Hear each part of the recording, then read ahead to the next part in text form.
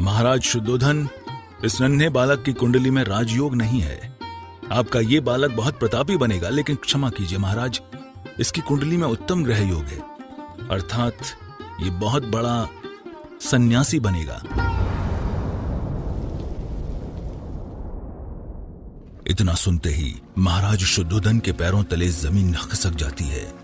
सिद्धार्थ के पैदा होने की खुशी में उन्होंने राज्य के सबसे बड़े ज्योतिषी को सिद्धार्थ की कुंडली दिखाई थी, लेकिन सिद्धार्थ की कुंडली में राजयोग नहीं बल्कि जंगलों का जीवन लिखा था। ये आप क्या कह रहे हैं ज्योतिष महाराज? मेरा सिद्धार्थ राजा नहीं बल्कि सन्यासी बनेगा? नहीं नहीं, ऐसा नहीं हो सकता।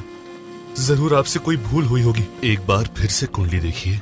हमसे कोई भूल नहीं हुई है राजन, सिद्धार्थ की कुंडली में राजयोग नहीं है। इतना सुनते ही महाराज शुद्धोधन ज्योतिष महाराज के चरणों में गिर पड़े और प्रार्थना करने लगे।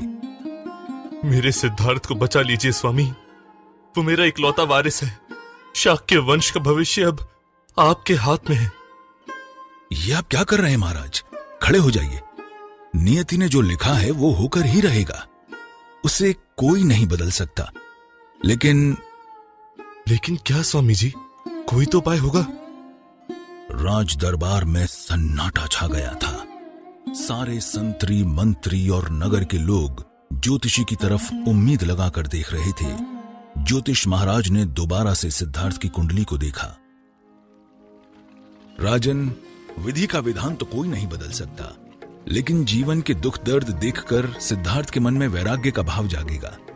आप सिद्धार्थ को जितना हो सके जीवन के ऐशो आराम दीजिए।